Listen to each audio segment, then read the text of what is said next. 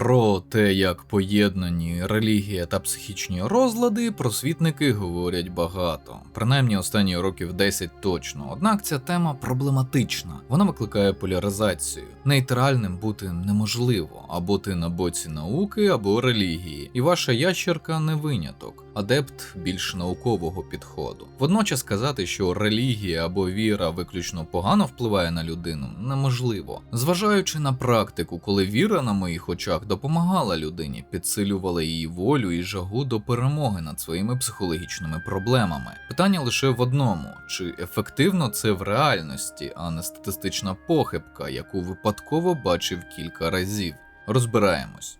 Церква і божевілля до нашого часу. Для нас навколишній світ завжди був таємничим і загадковим. Для декого це і досі так. Хтось перейняв абсолютно науковий погляд на світ. Хтось перебуває десь на середині шляху, який дуже умовно можна назвати маршрут магія-наука. Хтось обрав покладатися на науку, але допускає існування того, що перебуває поза наукою, або чогось ще не повністю вивченого, дослідженого. У людей минулого не було такої розкоші, звичайно, це перебільшення, але їм дійсно доводилося покладатися більше на різні умовні вищі сили, які еволюціонували паралельно з еволюцією людства. Недаремно Фройд пов'язував формування релігії з найдавнішими і найзаповітнішими бажаннями людей, наприклад, з бажанням уникнути смерті, хоча б духовної, і потребою у справедливості. Сьогодні не будемо говорити про виникнення магії, появу шаманства і того, що зараз називають язичництвом, чи про перші філософські вчення і те, як це впливало на розуміння того, що таке божевілля. Хоча це реально цікаві теми. Натомість зосередимось на тому, що нам ближче, і хронологічно, і ближче до душі, а саме на християнстві. Ну що, з Богом? Здавна, особливо в 11-15 столітті, ментальні проблеми людей, якщо, скажімо так, вони були невигідні церкві, списували на одержимість. Ідея була, та й спойлер подекуди, на жаль, залишається, така: духовна і тілесна сфера людини єдині і гармонійні. Якщо це не так і є та сама духовна хвороба, божевілля, тоді першопричина насамперед духовна, а потім уже всі інші. Тому саме у духовній сфері і шукали причини і способи лікування божевілля. Тобто тоді причиною ментальних проблем визнавали або втручання злих сил, диявола і його посланників, прокльони відьом, наприклад, або звинувачували саму людину. Мовляв, це їй кара за її гріхи, за недостатньо праведне життя. Загалом, думаю, якогось інакшого підходу до пояснення такої тонкої теми, як психіка людини і те, що з нею може бути не так, у той час годі було й чекати. Але головне не це. Головне те, як боролися з цим. Певно, правильніше буде, створювали ілюзію боротьби. Тож так, одержимість означала екзорцизм. Я расскажу про своего первого клиента. Значит, меня приглашают в монастырь такой под Киевщиной, где 4-летний мальчик с тяжелой формой рака. Там в келье находится, и монахи пытаются с ним работать. Там, потому что он вернулся из Германии, вроде рецидив, и тут же у него снова повтор. Вроде как ремиссия, а потом тут же рецидив. 4-летний ребенок выгибается и кричит так, что разбрасывает 4 здоровенных монахов, которые пытаются удержать. Причем рев такой даже не медвежий, чисто демонский такой, сатанинский. Значит, экзорцист, да. Я сажусь на него, смотрю на него, я понимаю, что у него подселение в чистом.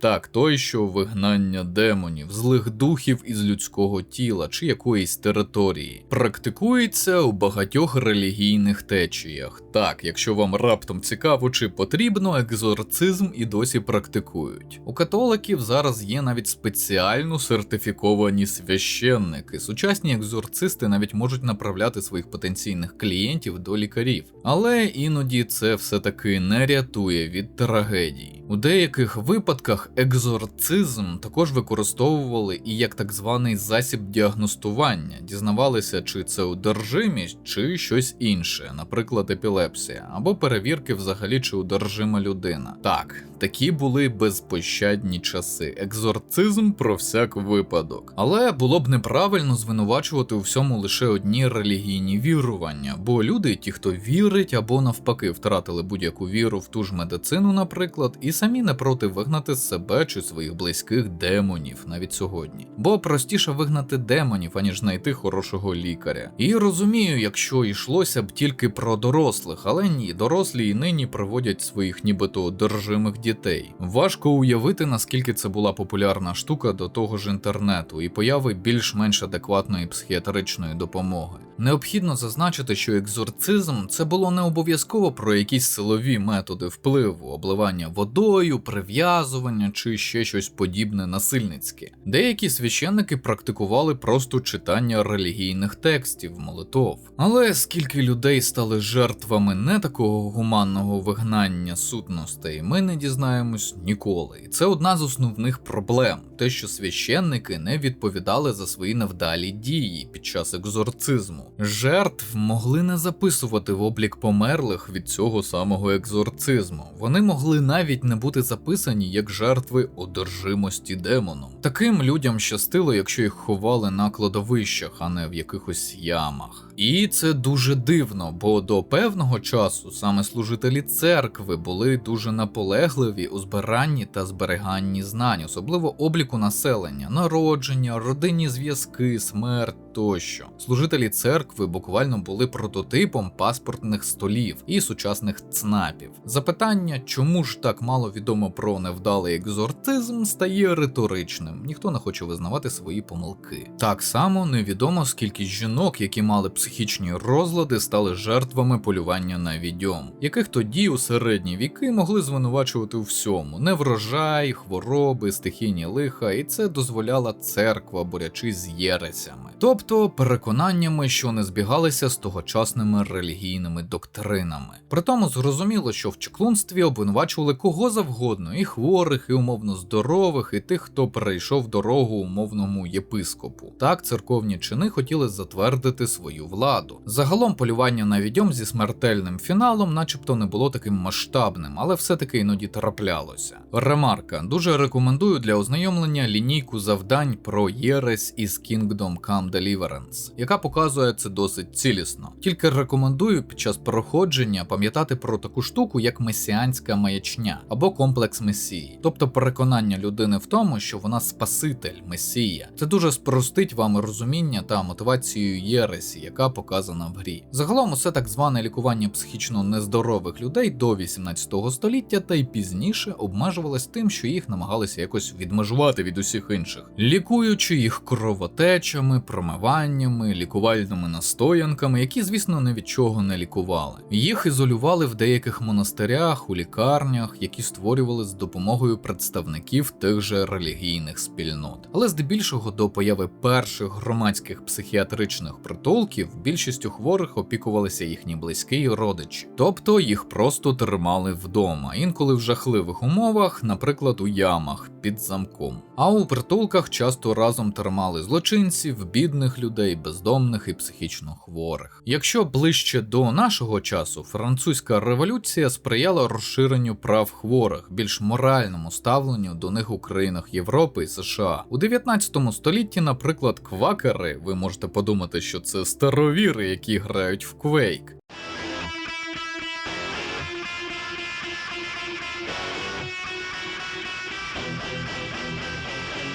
Але це представники однієї з багатьох протестантських конфесій. Так от, вони заснували першу інституцію для людей із психічними розладами, в яких дотримувалися принципів виключно морального лікування. Тобто набагато більш гуманного, без жорстоких фізичних покарань, із прогулянками на свіжому повітрі, чистішими кімнатами і дозвіллям. Це не був ідеальний підхід, але все-таки це був крок вперед. У таких закладах акцентували саме на психосоціальній допомозі. Саме тоді з хворими почали розмовляти, буквально зняли з них кайдани. Почали ставитися до них передусім як до людей, а потім уже все інше. Але, на жаль, ця реформа пішла на спад уже наприкінці того ж століття. І серед інших причин називають і неоднакове ставлення у таких інституціях не тільки до людей із різних класів. Зрозуміло, що багатші були у кращих умовах і ставлення до них було ліпше, але і з різних конфесій. Тому так, релігія допомагає допомогла впровадити такі позитивні зміни і поширювати їх на велику територію, у цьому випадку в США. І вона разом із іншими причинами недотримання персоналом цього самого гуманістичного підходу, наприклад, допомогла ці зміни прикопати, що потім, зокрема, вилилося у безліч негативних наслідків у сфері лікування психічних розладів, наприклад, популяризація префронтальної лоботомії. Але не будемо думати про минуле, користуючись словом «якби». Це непродуктивно, натомість це просто цікава кореляція вплив релігії на те, як сформувався наш сучасний світ. Взагалі на ділі важко оцінити реальний вплив церкви, різних релігій і тих інколи різних цінностей, які вони з собою несуть на наш сучасний світ, бо вони змінювалися і так само впливали на світогляд окремих людей. Але церква не завжди була такою гуманною,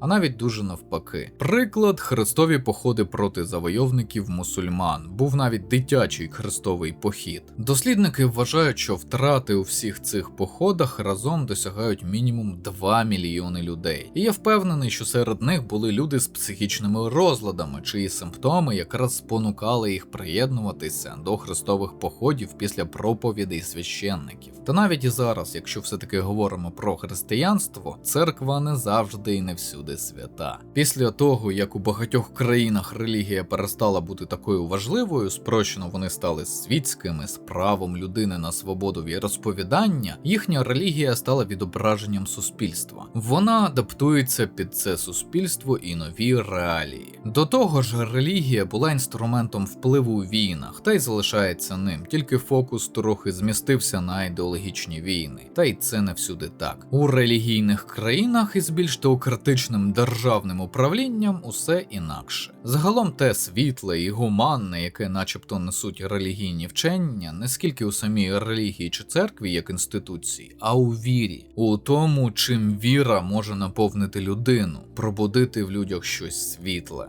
але не у всіх. Релігія і психіка зараз.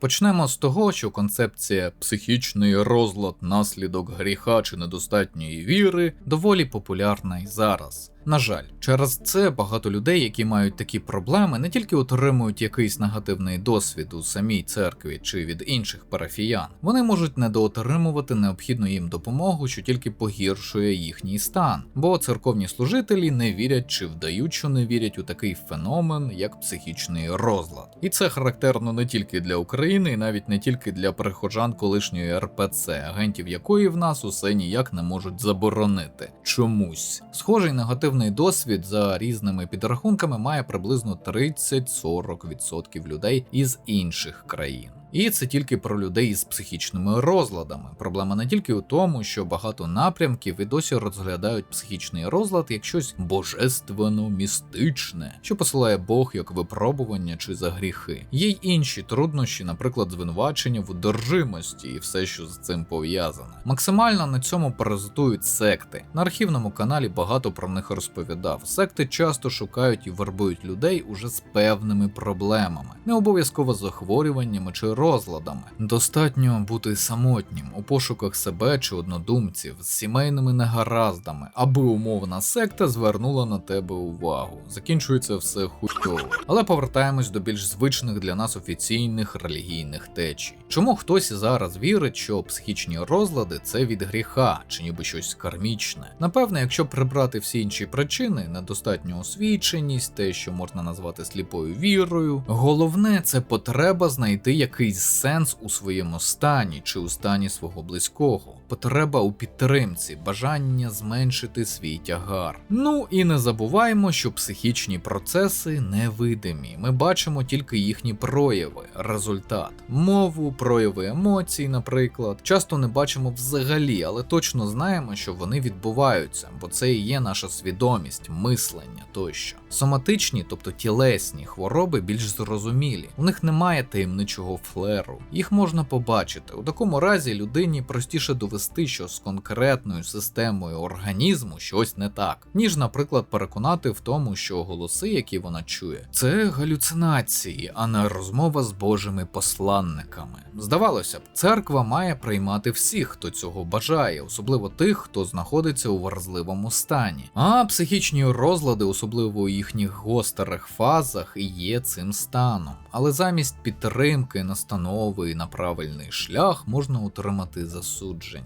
Тут ще залишається питання екзорцизму. Чому хтось обирає екзорцизм навіть у наш час? Як уже зазначив, це може бути через зневіру, коли нічого не допомагає, через глибоку віру, неосвіченість, ну і звичайно психічні чи неврологічні розлади. Та ж сама епілепсія як приклад. Причому психічні розлади не тільки у тих, з кого тих в лапках демонів виганяють, бо на людину може вплинути її близьке коло, переконати, змусити визнати, що вона одержима. Так само одержимість злими духами може бути ідеєю фікс, манією. Не можу не сказати, що в історії були випадки, коли сеанси екзорцизму нібито допомагали, але вивчаючи їх детально, дослідники завжди помічали, що вони стосуються більше психологічних аспектів впливу, самонавіювання, отримання бажаного, наприклад, якщо бажане – це увага, зміненню свідомості, стан трансу, наприклад. Інше важливе явище, пов'язане з релігією та психікою, це релігійні марення. Їх можуть спричиняти різні стани, починаючи з психозу, маячного розладу і до психологічних травм. Так людина може думати, що вона обрана Богом і має якусь особливу місію. Наприклад, попередити людей про кінець світу чи якусь катастрофу. Може думати, що Бог чи його посланники встановили з нею зв'язок. Притому галюцинації, часто саме слухові, кажуть, що інші люди не в цій релігійній течії чи ті, хто не вірить у такі откровення. Це вороги, що їх не потрібно слухати, і навіть, можливо, з ними треба боротися. Зрозуміло, що ці марення – це не винятково про людей зі звичайних церков, а бувають і дуже часто саме у жертв сект. У людей із шизофренією також можуть бути релігійні марення. До слухових галюцинацій можуть приєднуватись зорові. Саме в такому стані без лікування людина повірить, що вона Бог, вища сила, чи навпаки, що нею заволодів диявол. Але релігія здатна водночас і позитивно вплинути на стан хворого. Це підтверджують дослідження. Вона сприяє більшій соціалізації, соціальній інтеграції людей з шизофренією, знижує ризик самогубства. Не тільки сама релігія,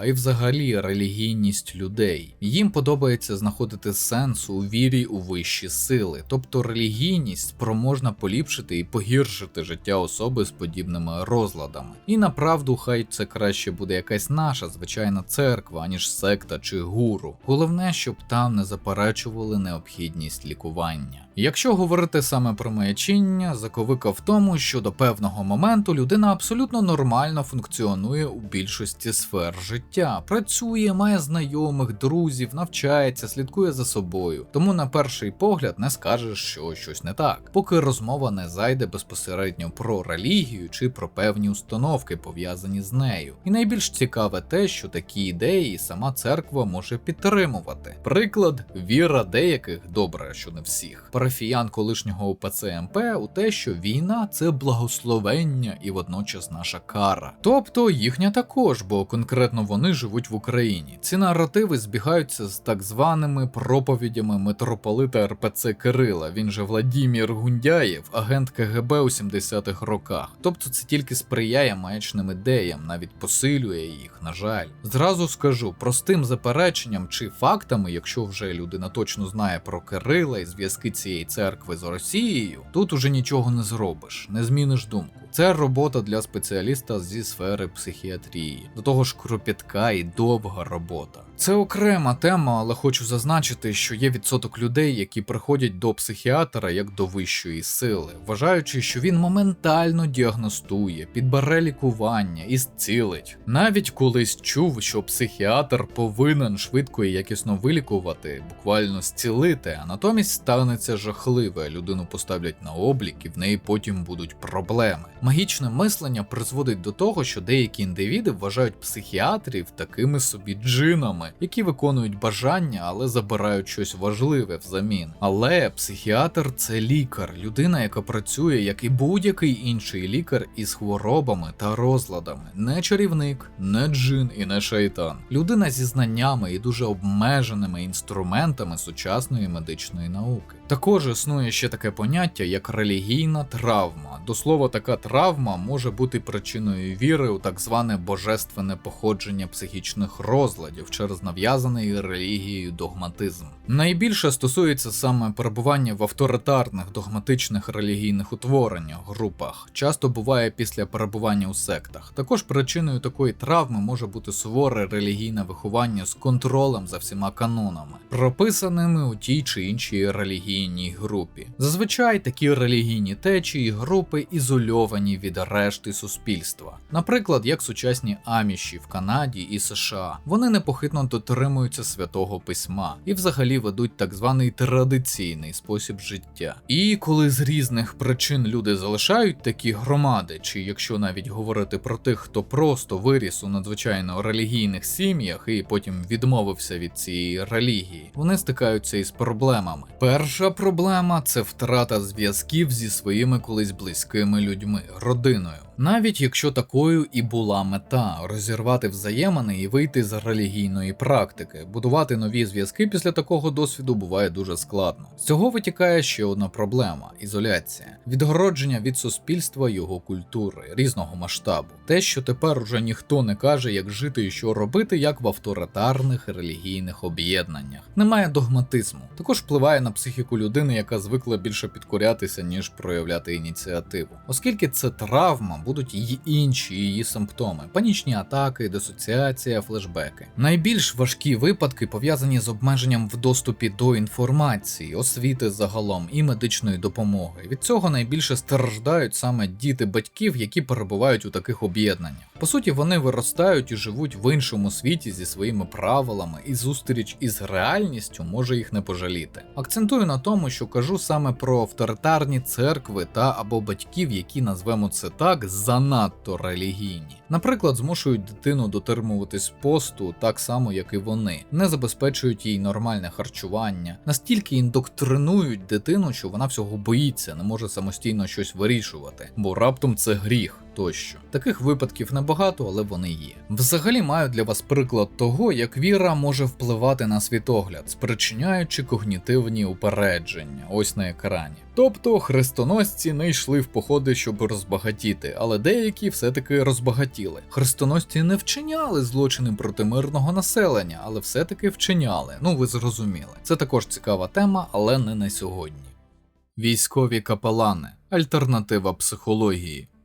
Напевно, єдиною неконтроверсійною темою з релігії для мене є інститут капеланства. Якщо хто не знає, капелан – це священнослужитель, неважливо якої релігії, який служить в армії. Вони є такими собі вухами для розгрузки особового складу. Ви можете подумати, що для цього є офіцери-психологи, але не поспішайте з висновками, є дві проблеми. Перша – велика завантаженість. Військових психологів в армії мало. Коли кажу мало, маю на увазі дуже мало. Ми кажемо приблизно про одного психолога на кілька рот, декілька сотень людей. Уявіть, що ви маєте працювати з морально-психологічними проблемами такої кількості людей – 24/7. Це так втомлює, що поступово починаєш робити помилки, і не банальні. Випускаєш з поля зору групу ризику чи якісь деталі, які можуть призводити до важких наслідків.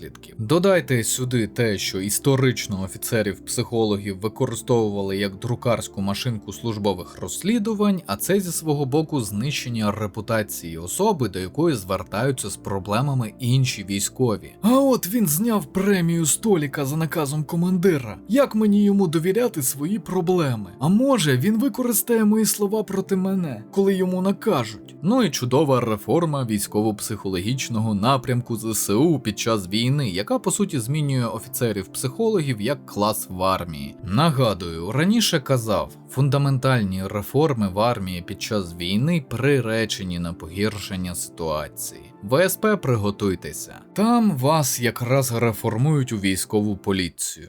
Друга. Армія зараз та й загалом завжди була заповнена різними людьми, із різними чеснотами і вадами, різним бекграундом та освітою. І, звичайно, із різними релігійними поглядами. У моєму першому підрозділі були атеїсти, агностики, християни, різні православні, католики, протестанти тощо, мусульмани. Навіть язичник був. Якщо з атеїстами та агностиками знайти спільну мову можна було відносно легко, трохи важче з православними, то з іншими уже виникали складнощі в побуті. Банально, мусульманин буде менше поважати людину, яка їсть нехаляльну їжу. І це не тільки про свинину. Ще складніше, якщо такий мусульманин ще й офіцер вищий за званням. Отут якраз і потрібен капелан. Він розв'язує і першу, і другу проблеми. Почнемо з того, що незважаючи на те, що ви можете бачити в ЗМІ, що капелани з'явились лише в 2021 році як частина реформи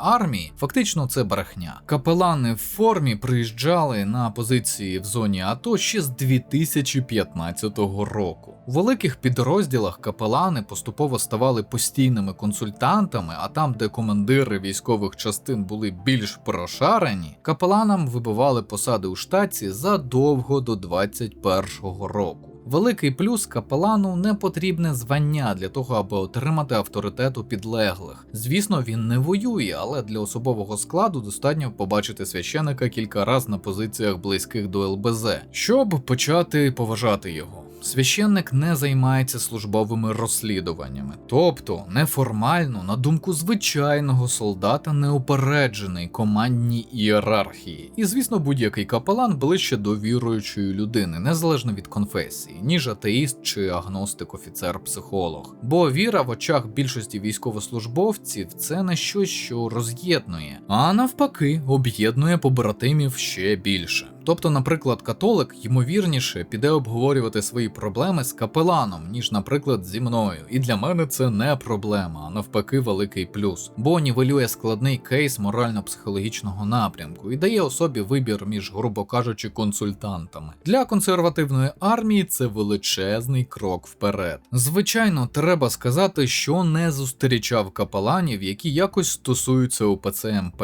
Частіше це представники ПЦУ або греко-католицької церкви. Навіть є капелани-мусульмани. Кажу навіть, бо статистично у нас не так багато мусульман у війську. Капелани проходять перевірку перед вступом на службу. З іншого боку, треба згадати і про більш неприємні аспекти, які стосуються виникнення капеланства в армії. Для мене конкретно те, що виключно військові обряди, як то прощання з побратимом, виїзд-приїзд у ЛБЗ, клятва роду військ, не плутати з присягою на вступ у військо, тощо стають щороку більш релігійними через присутність капеланів і заохочення командирів виконувати ритуали, типу освячення зброї чи колективних молитов. Так, це підіймає дух віруючих військовослужбовців, однак для деяких інших це просто витрата часу. І ні, такі події не можна пропускати, вони обов'язкові для всіх без винятку. Радує тільки одне – капелани чудово розуміють, що особовий склад змішаний, тому вони не розділяють військових за ставленням до віри і взагалі конфесіям. Не бачив капеланів, які б наполягали на читанні молитов або виконанні якихось релігійних дій, коли військовослужбовці не хочуть цього робити. Ну і звичайно, більшість капеланів попереджені, що вони не мають права втручатися в медичні аспекти лікування, терапії, реабілітації реальних психічних розладів.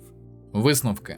Як ви вже точно помітили, у другій частині відео зосередився більше на негативних тенденціях у питанні взаємозв'язку віри та психічного здоров'я в наші дні, на тому, як релігійні об'єднання, церква можуть поранити психіку. Це не тому, що буває тільки так і ніяк інакше. Це тому, що буде відео саме про віру і її наслідки і вплив на психологічний стан людини. Можливо, якщо це буде вам цікаво. Взагалі хочу сказати, що я не проти релігійності як такої, якщо може хтось так подумав. Однак під час цивільної практики зіткнувся з постійним паттерном. Релігія може не залишити місця для інших важливих явищ у житті людини. Це як з комунізмом. У демократичній країні можлива діяльність комуністичної партії. У комуністичній країні немає місця іншим політичним силам, бо їх буквально фізично знищують. Водночас релігія може стати спасінням для хронічного алкоголіка, заповнивши місце, де раніше була адикція. Інший приклад – сектантство, яке дуже ймовірно буде перекривати собою роботу, хобі, навіть сім'ю, усі інші бажання. І якщо таку людину поставити перед вибором, що важливіше, сім'я чи релігія,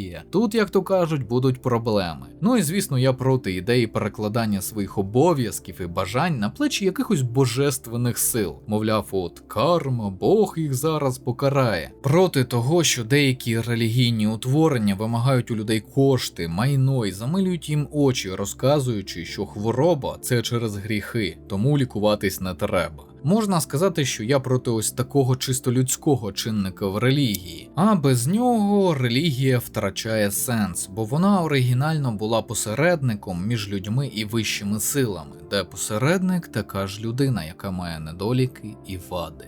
А на цьому будемо завершувати. Нагадую, у нас є Discord-сервер для платних підписників від $1, де періодично граємо в кооперативні ігри, спілкуємось на різні теми, від психології до IT. А також для підписників рівня офіцер вже є десятки годин подкастів про війну, мілітарку, військову психологію, психіатрію, загальний стан медицини в Україні. І де я жартую дідівські жарти про МПЗ і бюрократію в армії. Доєднуйтеся. Канал вашої нібіріанської ящерки також можна підтримати за посиланнями в описі. На вибір 2 варіанти на ваш смак – Patreon і Buy Me a Coffee. Потім розрахуюсь з вами класичними матеріалами про кризову і військову психологію з оглядами та розборами відеоігр, звичайно українською. Нагадую, що всі патрони можуть поставити питання у коментарях під відео, на платформах підтримки та в особистих повідомленнях. Ці питання обов'язково побачу і відповім у межах своєї компетенції. А ці поважні пані та пани вже підтримали канал. Шана та дяка.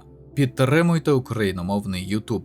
Вірте в ЗСУ. Все буде Україна.